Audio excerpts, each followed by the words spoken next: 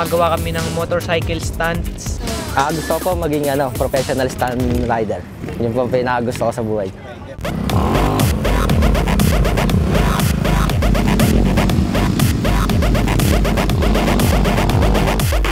Ginagawa namin tong stunt na to para makapagpasaya ng mga tao. Maengganyo rin po sila sa ibang mga katulad namin. Na hindi sila mahumaling sa mga ibang bagay tulad ng pagdodroga. Para yung mga bata imbis na magbisyo sila, mag-stunt na lang sila.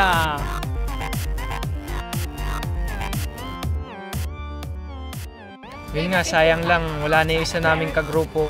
Si Christian yung magaling sa amin mag-stunt.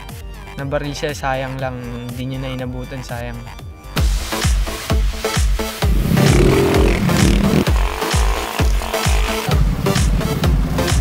Nakakatawa po kasi siyang gawin. Kumbaga parang nakakalibang pagmumotor. Hindi yung motor ka lang ng motor. Masaya pa sa katawan, nakakawala ng stress, nare-relax pa yung mga muscle mo, mabilis yung paglipas ng oras, di mo namamalayan kasi masaya ka sa mga ginagawa mo kasama mo.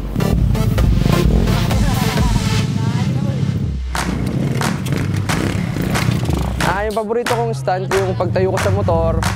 Favorite ko mag-slow wheelie. Nag-360. Drifting, umuusok yung gulong, tapos yung walang hawak yung kamay. Nakakatakot, nakakalula. Pag bago, ganyan. Nung nag-start pa lang ako, medyo may kaba pa na... Pag nasanay na, okay na po. Parang wala na lang.